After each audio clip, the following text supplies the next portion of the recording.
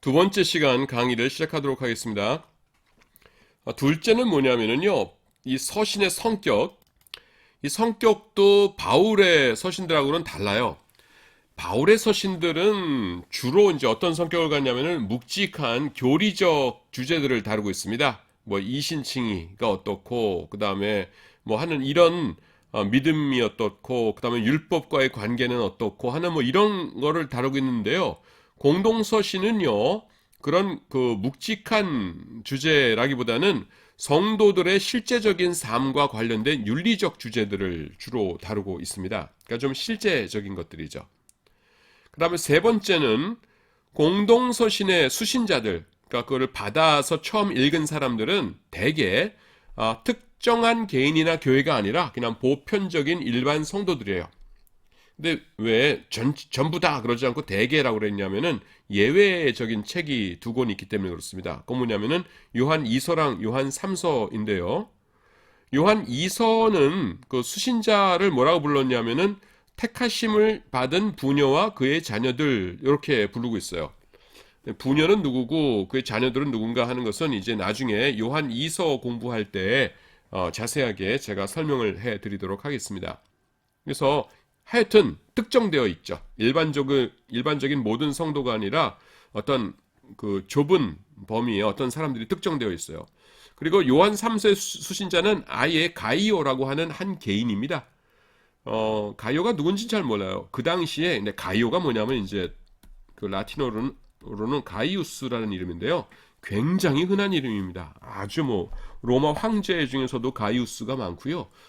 굉장히 흔한 이름이에요. 그래서 이 가이우스가 누군가 하는 것은 지금 자세히 몰라요. 하여튼 2서와 3서는 특정되어 있어요. 그래서 그 전체 다는 아니고 그냥 대개 이렇게 말하는 겁니다. 이 7편의 서신들에게 공동서신이라는 명칭을 붙인 사람은 가이사랴의 유세비우스라고 하는 분입니다. 3, 4세기에 활동했던 사람이죠. 유세비우스는 뭐로 유명한 사람이냐면은 역사가로 유명합니다. 유세비우스의 그 교회사라는 책이 있거든요. 굉장히 중요한 책이에요. 저도 물론 읽었고, 신학을 전공하는 사람들은 이제 거의 필독서로 여기는 굉장히 중요한 책입니다. 네, 이분이 요 7권의 책에 대해서 공동서신, 영어로는 Catholic Epistles 이렇게 이름을 붙였습니다. 요 T자, epistl에서 T자 묵음이니까 epistles 그러지 마세요. epistles 이렇게 됩니다. 근데 공동이라고 하는 부분이 한 부분에 Catholic이 들어가 있죠. 그래서 우리는 그 로마 카톨릭이야? 이렇게 생각할 텐데 그 캐톨릭이라는 것이요 고유명사가 아니라 원래는 형용사로서 일반적인 보편적인이라는 아주 좋은 뜻의 형용사예요. 근데 어떻게 보면 좀 아까워요. 그래서 로마 천주교한테 그 훌륭한 이름을 뺏겼죠. 카톨릭이라고 하는. 그래서 이제 보통 이제 카톨릭 교회 그러는데 무슨 소리냐? 카톨릭 교회가 왜 카톨릭 교회냐? 저 카톨릭 교회는 그냥 로마 카톨릭 교회다 해서 로마 카톨릭 교회 이렇게들 많이들 말씀을 하시죠. 왜냐하면은 카톨릭이라는 이름 자체가 너무 좋은 이름이에요. 보편적인 뭐 이런 이름이기 때문에 그렇습니다. 자, 공동서신에 나오는 주제들은요, 뭐라고 해야 되나? 굉장히 좀 잡다하게 많아요. 그래서 그거를 안 다룰 수는 없고 그렇다고 다 다루자니 지금 신약 개론 시간에 그거를 다 다룰 수도 없고 윤리적인 책들이라고 그랬잖아요. 그래서 여러 가지 것들을 다루거든요. 그리고 또 그 7권의 책들 다룰 때에 또 세세한 것들은 또 그때 다뤄야 되고 그러기 때문에 여기서는 그냥 어떻게 할까 하다가 제일 커다란 주제 하나만 좀 살펴보도록 하겠습니다.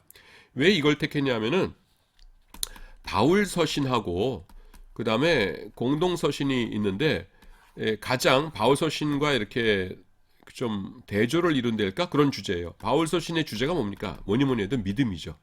근데 공동 서신에서는 이제 행함이라는 것이 강조되고 있거든요. 그래서 믿음과 행함. 그래서 행함의 문제 이걸 좀 살펴보도록 하겠습니다. 그 다른 문제들은요, 신학적으로 중요하기는 하지만은, 이 책에서 다루기에는, 그러니까 이 강좌에서 다루기에는 너무 주제들이 무거울 것 같아요. 그리고 사실 제일 중요한 것도 앞에 다뤘죠. 그 율법이냐, 복음이냐 하는 그런 문제는 앞에 다뤘어요. 그래서 가장 공동서신에 특화된 주제가 뭐냐면은 믿음과 행함 문제거든요. 그래서 그거를 다룰까 합니다. 또 많은 사람들이 제일 궁금해하는 문제이기도 하고요. 야고보서에 많이 나오는데요. 야고보서는 이 행함을 강조하는 책으로 유명하죠. 그래서 야고보서 2장 17절 보시면은 이와 같이 행함이 없는 믿음은 그 자체가 죽은 것이다 라고 말씀하고 있고요. 야고보서 또 2장 20절 얼마 후에 있는 말씀이죠. 그래서 행함이 없는 믿음이 헛것인 줄을 알고자 하느냐 이렇게 말씀하죠.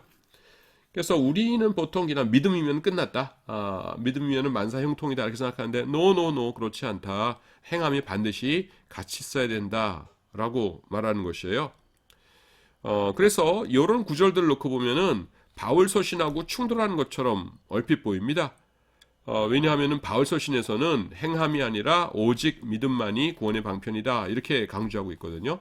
그래서 두 분이 싸우고 있나? 지금 뭐가 옳은 거야? 이렇게 생각될 수가 있다는 것이죠. 대표적으로 로마서 3장 20절 보면 뭐라고 나와요? 그런즉 자랑할 때가 어디냐? 있을 수 없는 일이야. 무슨 법으로냐? 행위로냐? 아니라. 행위 아니래요. 오직 믿음의 법으로니라 이렇게 말씀하시거든요. 근데 조금 전에 본 야고보서 말씀에서는 믿음으로만 아니니라 이렇게 말씀하잖아요. 그러니까 얼핏 보면은 야고보랑 사도 바울이랑 두 분이 싸웠나? 뭐 이렇게 보는데 그런 건 아니고요. 읽어보도록 하겠습니다. 바울 서신과 야고보서. 바울 서신의 글을 읽으면은 우리가 예수님을 믿기만 하면은 천국에 당연히 갈 것 같아요. 그런데 야고보서를 읽으면은 믿은 다음에 행함이 있어야 구원을 얻을 수 있는 것 같습니다. 그래서 두 서신들 사이에 충돌이 있는 것처럼 보입니다. 그런데요, 사실은 충돌이 있는 것이 아니에요. 충돌이 있는 것처럼 보이는 이유가 뭐냐면은 야고보서가 말하는 행함이라는 것이 무엇인지를 우리가 정확하게 이해하지 못했기 때문입니다. 야고보서가 행함이 있어야 한다라고 말할 때에 그 행함이라는 것은요, 세상에서 보통 이야기하는 어떤 선행, 착한 일의 개념이 아니에요. 그 행함이라는 건 뭐냐면은 믿음이 있을 때 자연스럽게 나타날 수밖에 없는 어떤 외적인 표현을 말합니다. 이를테면은 여러분들이 저를 좋아한다고 해보세요. 뭐 그런지 아닌지 모르겠지만은 여러분들이 막 말로는 김병국 교수님 너무 좋아요 그러는데 그런가 보다. 그러고서는 다음 학기에 내가 내가 선택 과목을 개설했는데 한 명도 그 선택 과목에 안 들어왔어요. 그러면 사실은 나를 좋아한다는 거예요, 아니에요? 아니라는 거죠. 예. 그래서 그 믿음이 있다고 하면은 거기에 대해서 자연스럽게 어떤 외적인 표현이 있어야 되는데 그런 표현을 야고보서가 행함이라고 부르고 있다라는 것입니다. 자, 모닥불이 있다고 해보세요. 모닥불, fire 이렇게 있습니다. 이렇게 불이 이렇게 타오르고 있어요. 밑에 있는 장작은 이런 색으로 해볼까요? 네. 장작이 이렇게 있고,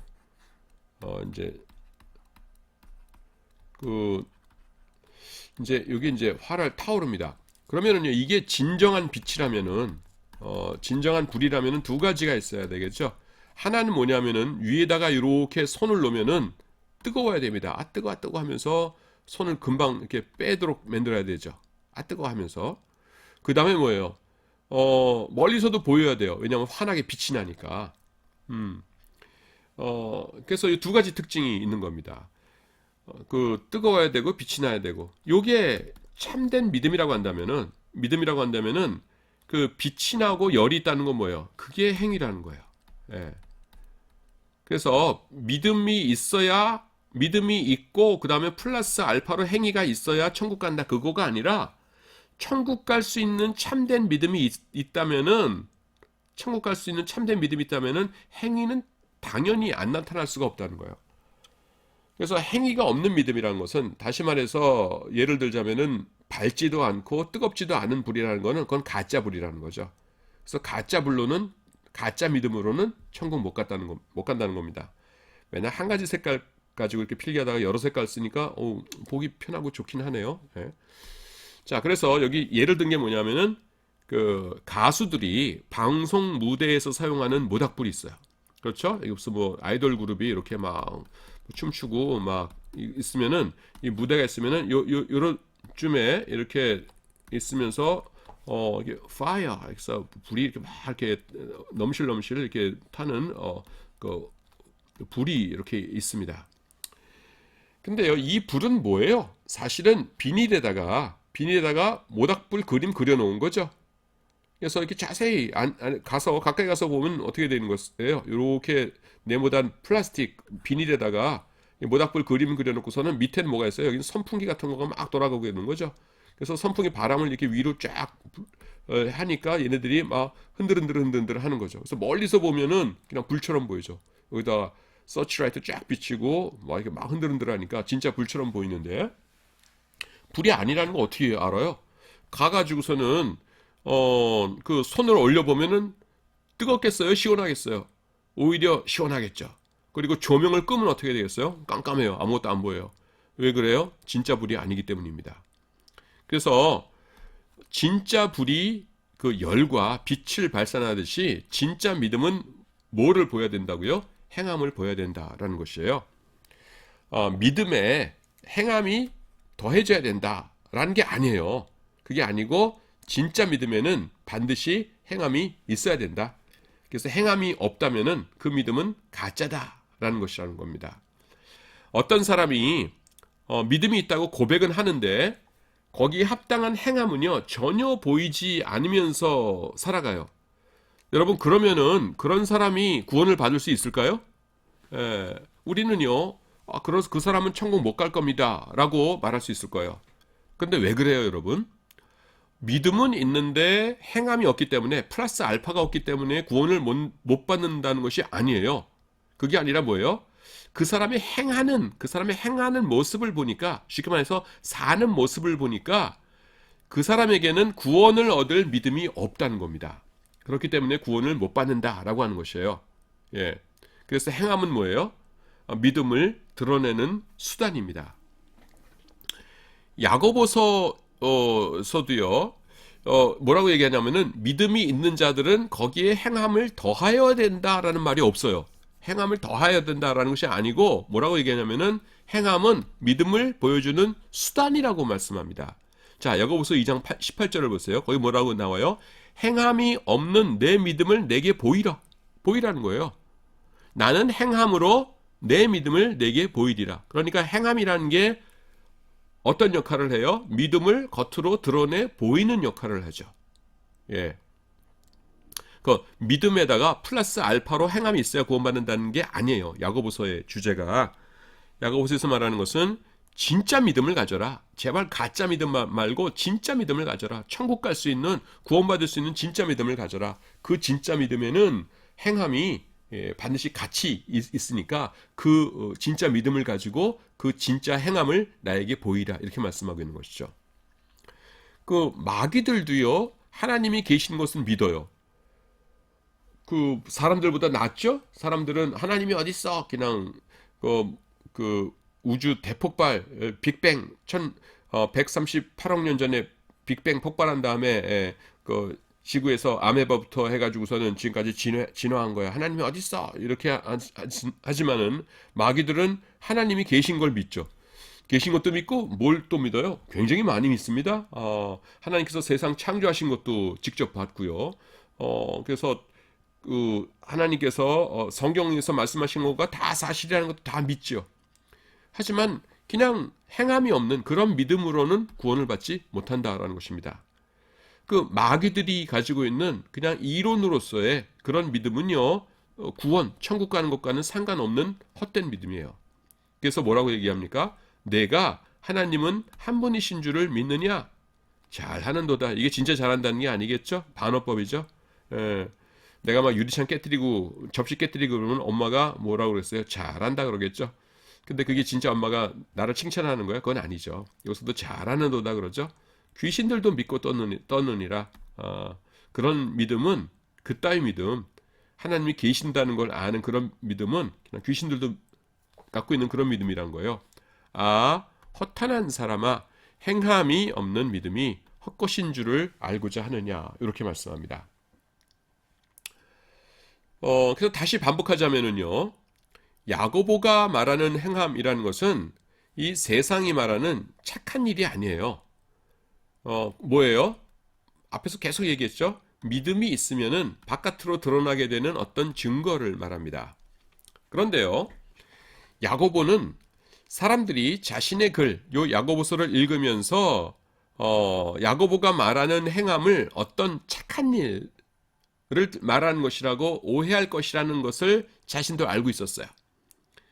다시 말해서 사람들이 이걸 읽으면 어떻게 생각할 거냐면은 믿음도 있어야 되고 선행도 많이 쌓아야 우리가 구원받는다. 그렇게 생각할 거라고 하는 거를 알고 있었어요. 그러면 그 오해를 없애줘야겠죠.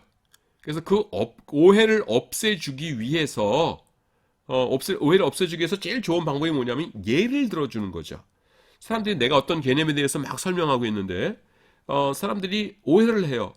그러면은 제일 쉬운 게 뭐예요? 예를 딱 들어주면은 사람들이 우리가 뭔가 오해하고 있었구나 하면서 금방 알겠죠. 그래서 뭐냐 하면은 행함 내가 자꾸 그러는데 이 진정한 행함이라는 것이 무엇인지, 내가 말하는 행함이라는 것이 무엇인지 예를 들어 보이겠습니다 라고서는 예를 듭니다. 그 예를 들기 전에 아래의 도표를 봐주기 바랍니다. 학생들이 여러분들이 이제 중고등학교 시절에 수학 시간에 배우는 벤 다이어그램이라는 것이에요.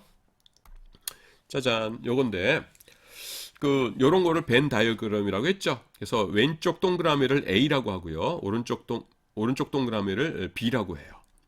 그래서 뭐 A와 B와의 뭐 합집합, A와 B와 겹치는 부분, 교집합, 뭐 차집합, 여집합, 뭐 이런 거 막 하고 그랬었죠. 얼마 전까지. 나는 70년대에 이런 걸 배웠던 것 같아요. 네.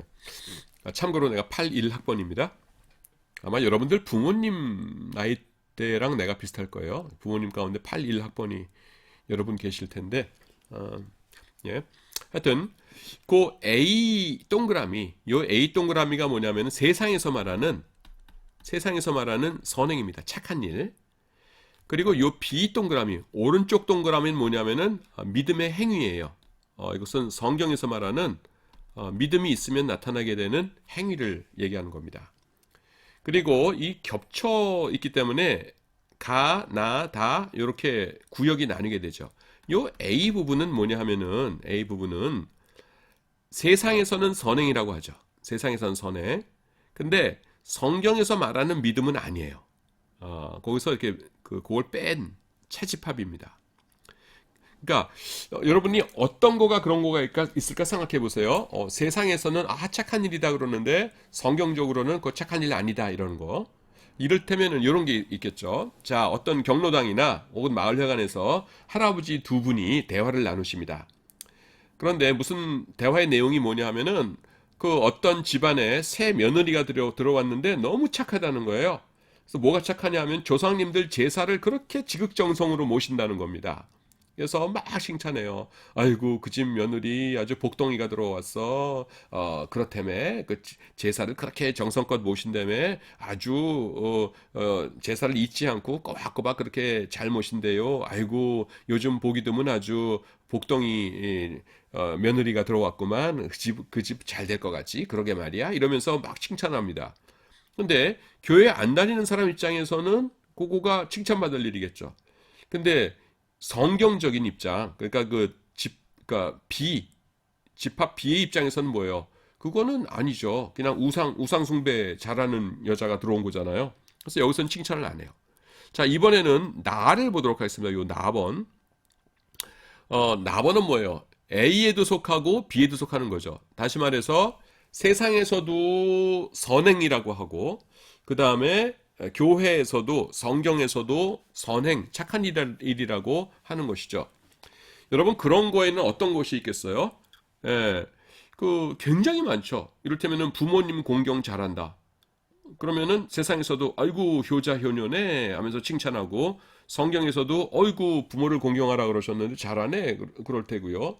그 다음에 또 친구들과 우정을 잘 지킨다. 그건 세상에서도 좋은 일, 성경에서도 좋은 일이에요. 열심히 일을 부지런하게 게으르지 않게 잘한다. 그거는 성경에서도 좋은 일, 세상에서도 좋은 일. 이렇게 하죠. 그래서 나가 굉장히 많습니다. 요 나에 해당되는 것이.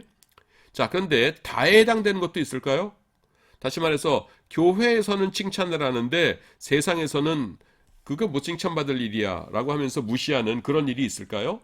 뭐 이를테면은 주일 성수 같은 거 있죠.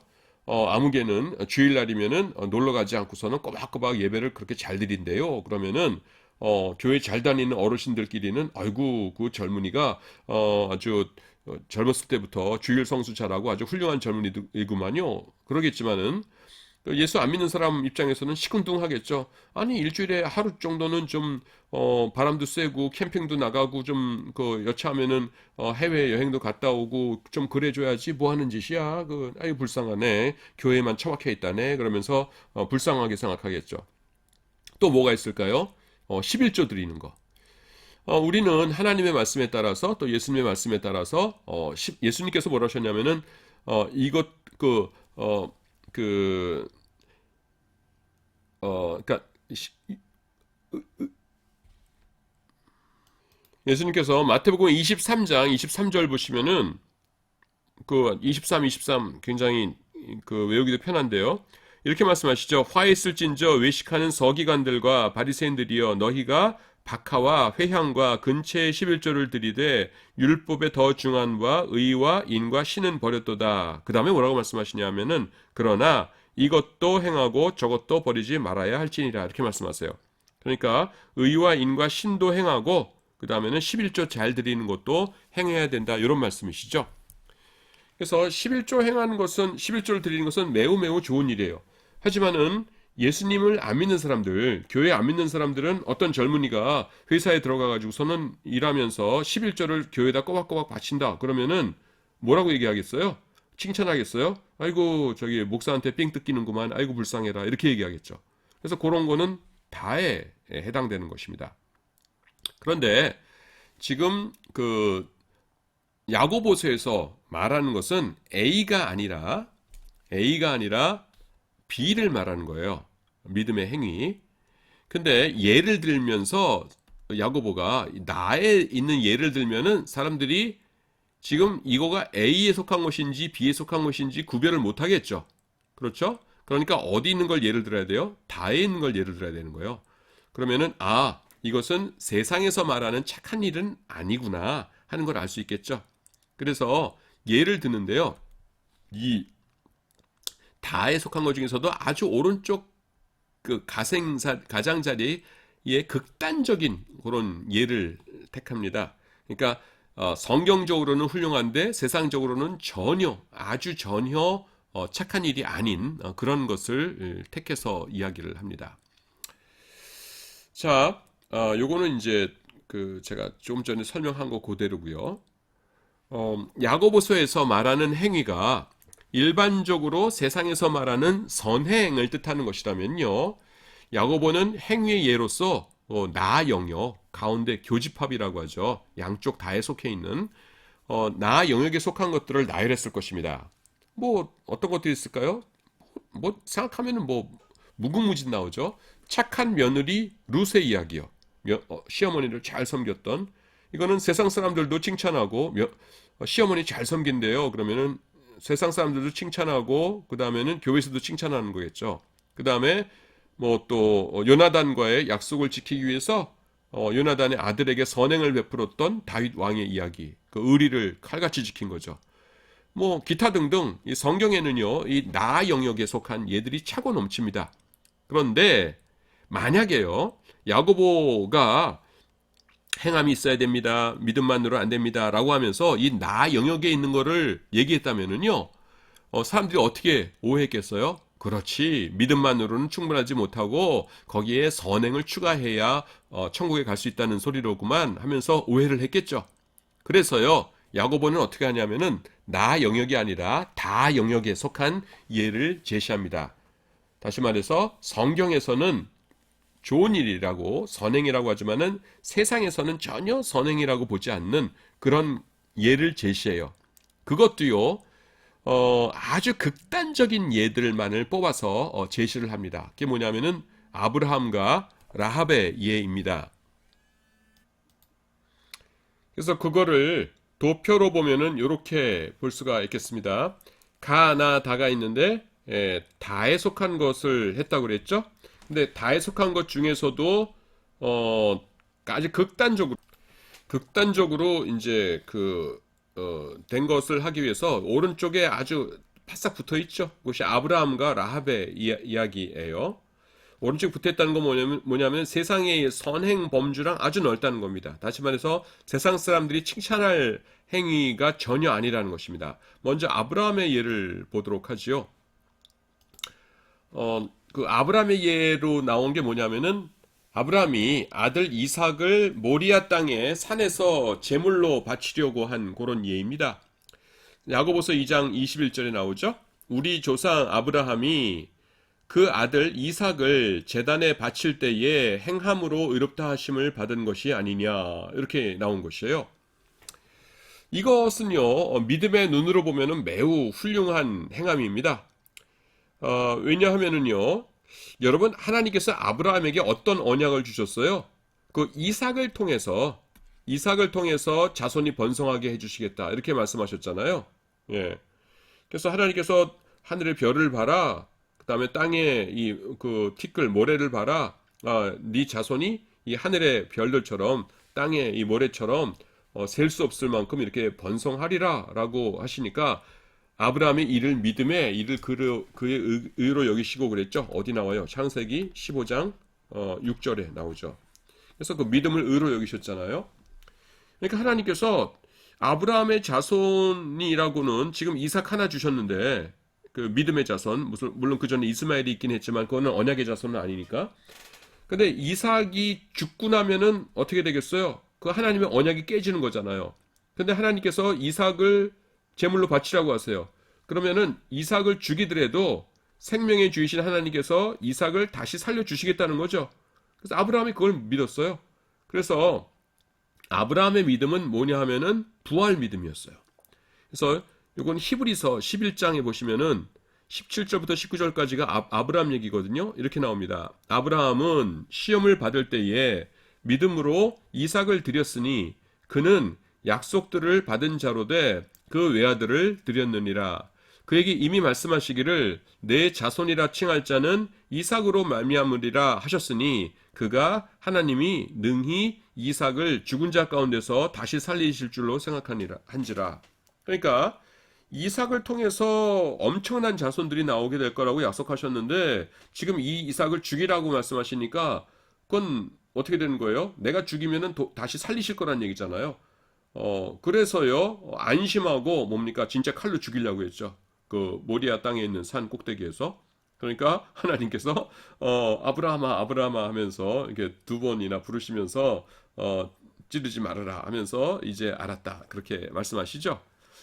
그래서요 그 여기 지금 안 써 있는데 또 우리가 그 아브라함이 진짜 믿음이 있었구나 하는 거를 알 수 있는 게 뭐냐면은 거기에 이 스토리가 어디 나오냐면은 창세기 21장에 나오거든요.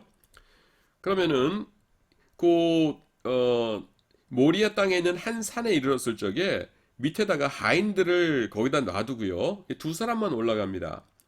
올라가면서 뭐라 그러냐면은 우리가 제사를 드리고 돌아오리라 이렇게 얘기하는데 돌아오리라의 주어가 우리예요. 우리가 돌아오리라. 지금 아브라함이 뭐 하러 가는 거예요? 이삭 죽이러 가는 거잖아요. 올라가서 이삭 죽이고서 내려올 때는 혼자여야 되죠. 죽었으니까 자기가 죽였으니까. 그런데 아브라함은 뭘 믿었어요? 내가 죽이고 나면은 하나님이 부활시키실 거야 라는 걸 믿었죠. 그래서 하인들에게 우리가 돌아오리라 라고 천연덕스럽게 아주 자연스럽게 이야기를 합니다. 그러니까 그 부활 믿음이 있었던 것이에요. 그렇기 때문에 아브라함이 이삭을 죽이려고 한 행위는요 우리가 본받아야 할 놀라운 믿음의 행위입니다. 하지만 여러분 그 아브라함 옆집 사람이라고 생각을 해보세요. 아브라함 옆집 사람의 입장에서 이 사건을 바라보면 어떻게 되겠습니까? 자, 옆집에 살고 있는 노인이 계세요. 아브라함이라고 하는 100살이 훨씬 넘으신 이 노인이 계시는데 그 노인이요, 어느 날 봤더니 아침 일찍, 아주 새벽 일찍 아들과 함께 하인들 몇 명 데리고서는 길을 떠납니다. 그래서, 아유, 어르신, 이 새벽부터 어디 나가십니까? 무슨 일이세요? 라고 물어봤더니만은, 그 아브라함이라는 노인분이 하는 말씀이 뭐냐면은, 자기가 평생 동안 섬겨왔던 신이 있는데, 그 신이 어젯밤에 자기한테 나타나셔가지고서는 명령을 내리셨는데, 자기의 아들을 100살에 나온 그 아들을 모리아 땅에 있는 어떤 산에 가가지고서는 제물로 바치라고 하셨다는 거예요. 그래서 나는 그 신의 말씀이라면 절대 복종해야 되기 때문에 지금 모리아 땅으로 가서 내 아들을 제물로 바치기 위해서 지금 아침 일찍 떠나는 거라고 지금 이렇게 대답을 합니다. 자, 그러면은 그 이웃 사람이 어떻게 생각하겠어요? 아이고, 노인 어르신 정말 훌륭하십니다. 그렇죠. 신을 섬기려면 그 정도로 섬겨야죠. 그러면 아드님 잘 죽이고 오세요. 갔다 오시는 길 평안하시고요. 이러면서 축복해 주겠어요? 아니겠죠? 다들 뭐 그 얘기를 듣는 사람들마다 아브라함을 욕할 겁니다. 아니 죽으려면 자기나 죽지 왜 새파랗게 젊은 아들을 죽여? 아유 그 광신자야 광신자. 우리는 신섬겨도 그렇게 섬기면 안 돼. 아유 그거 뭐 하는 짓이야 뭐 하는 짓. 그러면서 뭐예요? 다들 그 노인을 비난할 겁니다. 이것이 이 세상의 관점에서 바라본 아브라함과 이삭의 이야기예요. 그러니까 세상의 선행과는 아주 멀고 멀어서 요 끝에가 있는 이야기죠. 예, 예. 자, 그 다음에 두 번째 또 얘가 뭐예요? 두 번째가 아브라함하고 그 다음에 라합이죠. 라합. 라합은 어디 사람이에요? 여리고성의 기생이죠. 유대인들이 이제 그 여기가 모압 땅이거든요. 모압 땅. 요거 한번 살짝 알려드려야겠네요.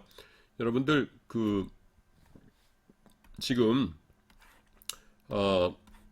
요게 옛날 이스라엘 땅이에요. 그리고 여기 요단강이거든요. 요단강, 요것도 요단강입니다, 여러분. 요단강이 북쪽에서 흘러내려서 요게 갈릴리 호수라는 건 알죠. 갈릴리 호수로 들어가는 요단강이 있고요. 갈릴리에서 사해바다까지 흘러가는 요단강이 있어요. 근데 성경에 나타나는 모든 요단강은 요거거든요. 그래서 우리가 요단강 하면 갈릴리에서 사해바다까지 흐르는 강이라고 생각하는데 아니에요. 그 갈릴리로 흘러가는 요것도 요단강입니다. 예. 하여튼 요단강 동쪽에 있던 족속이 뭐냐면은 암몬 족속이고요. 암몬 족속. 요거 좀 다시 그려야겠다. 여기가 암몬 족속이고요. 그 다음에 여기 사해바다죠. 사해바다 동쪽에 있던 족속이 모압 족속이고요. 그 다음에 요 밑에 살았던 족속이 에돔 족속이에요. 에돔. 근데 암몬 족속하고 모압 족속은 여러분 누구의 손자입니까? 말이 좀 이상한데 여러분 롯 있죠? 롯. 그러니까 착한 며느리인 룻이고 아브라함의 조카 롯 있잖아요. 예, 롯의 큰 딸이 아버지랑 관계를 맺어서 낳은 거가 그 모압이고요. 그 다음에 작은 딸이 관계를 맺어서 낳은 거가 그 암몬이죠. 그래서 정확하게 다시 말씀드릴게요. 창세기 19장 37절에 보시면은 큰 딸은 아들을 낳아 이름을 모압이라 하였으니 오늘날 모압의 조상이요.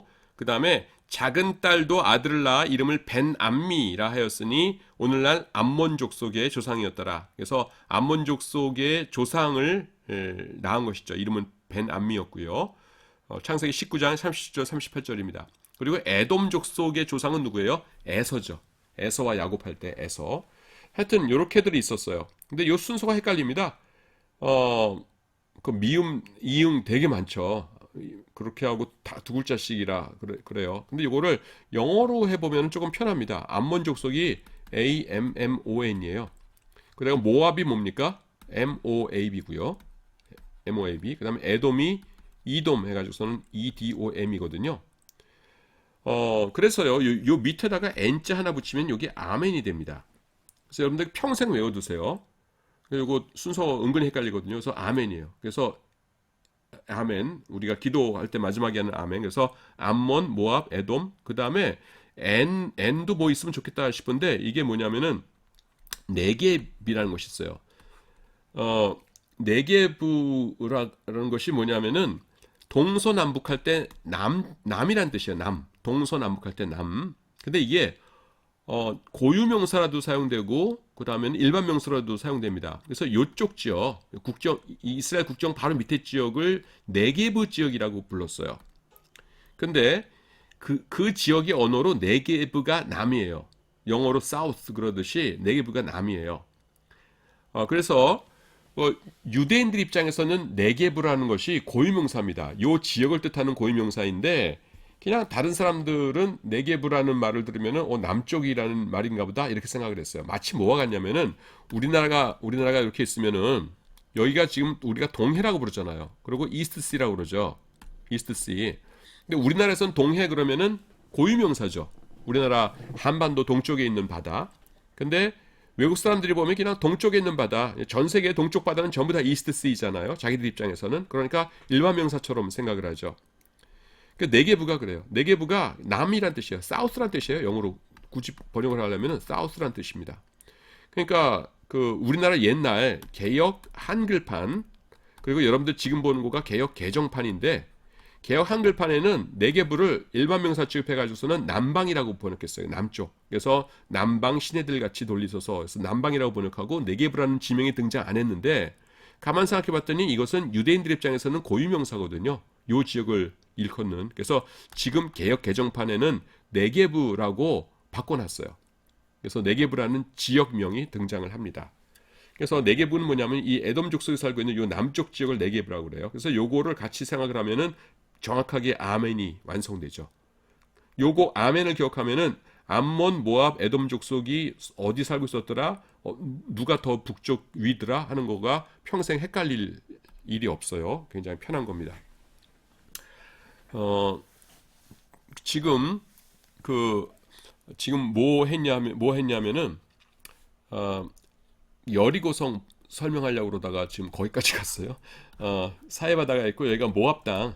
그러니까 모압이라는 거 설명하려다가 여기가 암몬이고 그래서 여러분들에게 유익한 거니까 이걸 통과해가지고서는 여기 들어와가지고서는 있는 성이죠. 여리고. 그 여리고 성의 기생이었습니다. 그래서 그 이스라엘의 정탐꾼 둘이 여리고로 왔을 적에 그녀가 이제 그 정탐꾼 둘을 숨겨주었죠. 그리고 뭐냐면은 그 정탐꾼들 중 2명 중에서 한 명하고 나중에 결혼을 해요. 이 라합이. 그러니까 이제 눈이 맞아서 그러니까 그 서로 사랑하게 된 거죠. 그러니까 그렇게 목숨을 걸고 또 구해주겠죠. 하여튼 하나님께서 여러모로 사용하셨어요. 그리고요, 그 대가로, 다시 말해서 그 정탐꾼들을 구해준 대가로, 라합의 가족은요, 나중에 여리고가 망할 때 살아남게 됩니다. 그래서 어떻게 했어요? 너네 집에다가 다 모아라. 그 다음에 그 창문 밖으로 붉은 줄을 이렇게 쫙 늘어뜨려 놔라.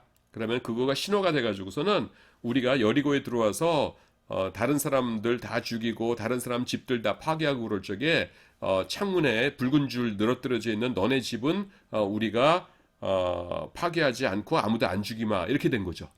그래가지고서는 여리고와 그 가족들은 다 살았어요. 이 믿음의 관점에서 보면은요, 이 라합이 정탐꾼들을 숨겨준 거는 아주 훌륭한 일이었어요. 왜냐하면은 여리고 성은요 당시에 이중의 성벽을 지닌 아주 난공불락의 성이었습니다. 그러니까 보통 우리가 이렇게 있으면은 성벽이 하나 있고 이 성벽 넘으면 와 쳐들어간다 아니면 이거 무너뜨리면 된다 생각하잖아요. 여리고 성은요 엄청난 성벽이 이중으로 있습니다. 그래서 하나 넘어도요 여기서 활 쏘면 다 죽어요. 그래서 지금 여러분 그 올브라이트라고 하는 저기 미국 고고학자 이름입니다. 성경 고고학이라는 거에 있는 사람인데 올브라이트 이분 책 한글로도 번역된 책이 있고 그러거든요. 찾아 읽어보시면 좋아요. 그래서 고고학자로서 성경이 하나님의 말씀이라는 것을 진리라는 것을 이렇게 증명한 아주 좋은 일을 하신 그런 학자입니다. 그래서 이분이 이걸 이제 발견하고서는 요런 그거를 이렇게 쭉 썼죠. 보면 이렇게 넘어질 때에 지진으로 넘어졌고 사람이 넘어뜨린 것이 아니고 그다음에 안에 이게 여호수아의 군대에서 무너졌다는 걸 어떻게 알 수 있냐면은 안에서 이제 집들이 무너지고 그랬는데요. 그 돈이 있던 금, 은 같은 것이 있던 이런 것도 있잖아요. 그냥 지금 그대로 발견돼요. 그러니까 무슨 말이냐면 약탈을 하지 않았다는 겁니다. 지금 하나님께서 뭐라고 하셨냐면은 그 여리고성 무너질 적에 거기 가가지고선 쑥대밭을 만들되 거기 있는 것을 물품은 취하지 못하도록 하셨거든요. 근데 실제로 여기서 돈 같은 건 그대로 발견돼요. 그러니까 이걸 손 안 댔다는 겁니다. 그래서 그 고고학자 이분 글 읽어보면 참 그런 것들 유익한 것들 많이 나와요. 하여튼 이중 성벽이었어요. 그 당시로서는 아주 획기적인 굉장히 강력한 성벽이었습니다. 그러면은 이스라엘이 여러분 그냥 광야를 헤매고 나온 오합지졸들이잖아요. 그러니까 아유 저것들이 여리고성을 어떻게 무너뜨려? 그리고 우리 군대가 얼마나 센데 하면서 느긋할 수 있었지만은 라합은 뭐예요? 하나님께서 하신 일들을 다 듣고 그걸 믿었어요. 그리고 하나님께서 여리고성을 주신다고 했으니까 여리고성 무너질 것이라는 걸 알았어요. 그래서 하나님 편에 섰죠. 그러니까 그건 매우 훌륭한 일이었어요. 그래서 야고보서 2장 25절 보시면은 또 이와 같이 기생 라합이 사자들을 접대하여 그 정탐꾼이라는 걸 말합니다. 라이온 아니에요.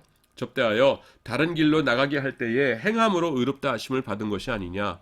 굉장히 훌륭한 일이었거든요. 근데 믿음으로 보면 훌륭한 일이었지만은 입장을 바꿔서 그쪽 나라 사람들 입장에서 보면 어떨까요? 배신자죠, 그냥. 자, 우리나라에 전쟁이 일어나기 전에 적의 정탐꾼들이 우리나라에 들어옵니다. 몰래. 그런데요, 어떤 여인이 그 정탐꾼들을 숨겨주었어요. 그래서 정탐꾼들이 정탐을 마치고 무사히 자기네 나라로 돌아갔습니다. 그래서요, 나중에 그 나라가 우리나라를 이렇게 침입해 왔는데요. 그 여인이 살던 도시의 다른 사람들은 그 침략군에 의해서 다 죽었어요. 그런데 달랑 누구만 살아남았냐면은 그 여인과 그 가족만 살아남았어요. 이것이 바로 객관적인 시점에서 바라본 라합 이야기입니다. 여러분 누가 라합을 칭찬하겠어요? 오히려 다들 욕하겠죠. 이 배신자 이러면서.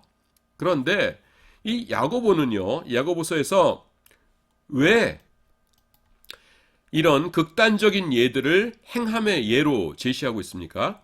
행함이 있어야 된다, 행함이 있어야 된다고 말하면서 예를 들어보겠습니다 라고 하면서 아브라함의 예, 라합의 예, 요 달랑 요 두 개만 예로 듣고 딴 건 아무 얘기가 없어요. 세상 사람들이 좋은 일이다라고 끄떡끄떡 할 만한 이거는 하나도 얘기를 안 해요. 예. 그 왜 그러겠어요? 그게 뭐냐면은 자신이 지금 행함이 있어야 된다고 그렇게 강조하고 있는데 이 행함이라는 것이 세상에서 말하는 선행이 아니라는 겁니다.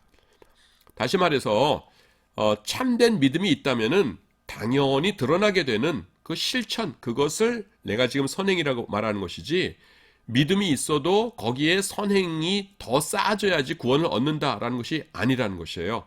그래서 이 영역들 가운데서 가나다 중에서 이 나 영역이 아니라 겹치는 부분이 아니라 다 영역에 속한 그것도 아주 멀리 있는 극단적인 예들만을 소개하고 있는 것입니다.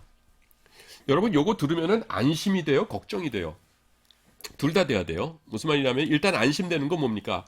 아 내가 예수님 믿고 그 다음에 좋은 일 무지하게 많이 해야 천국 가는 줄 알았는데 그 얘기 아니구나. 다행이다. 후유 다행이다. 이렇게 생각할 수가 있고요.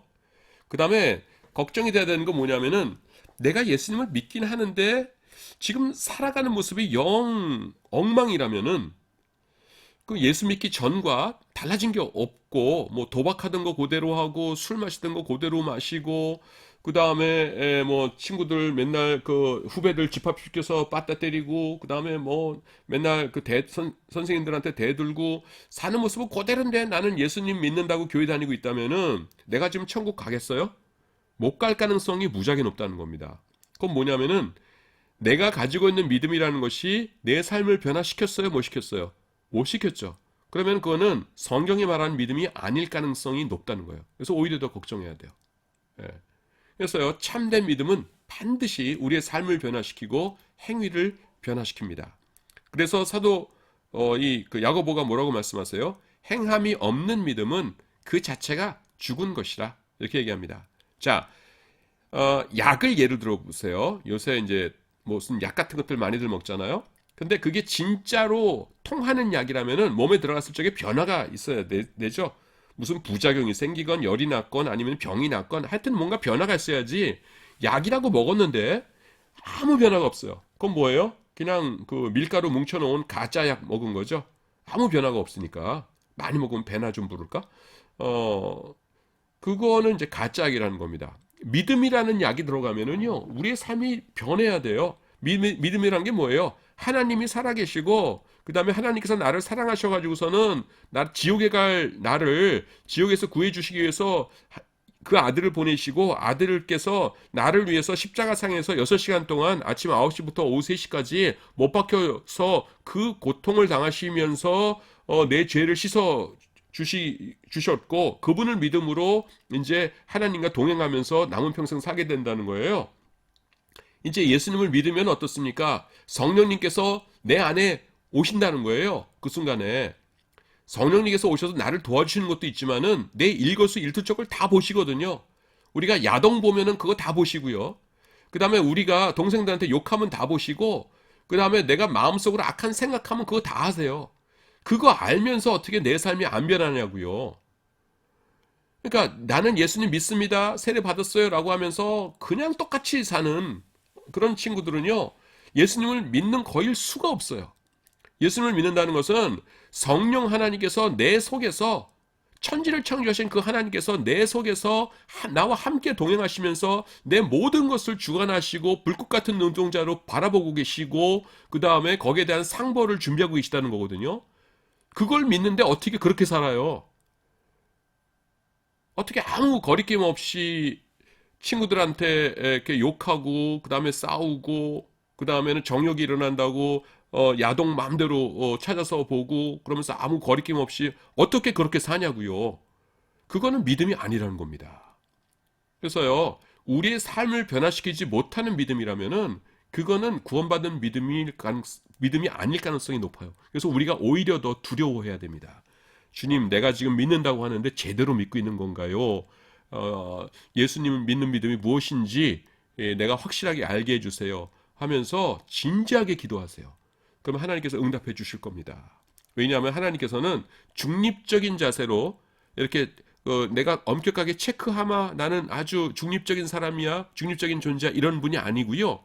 하나님 어떤 분이시냐면은 안타깝게 가능하면 많은 사람을 구원의 길로 이르게 하기 위해서 하나님께서 노력하시는 분이세요. 그래서 여러분들이 내가 참으로 하나님의 아들답게 딸답게 제대로 세상 남은 인생 살고 싶습니다. 믿고 싶습니다 하면은 적극 도와주실 겁니다. 여러분들 가운데서 내가 교수님 말씀 들으니까 굉장히 찔리네요. 나 혹시 이대로 살다가 지옥 가는 거 아닌지 모르겠어요. 무서워요. 이런 사람은 내가 볼 적에는 100% 구원받은 사람일 겁니다.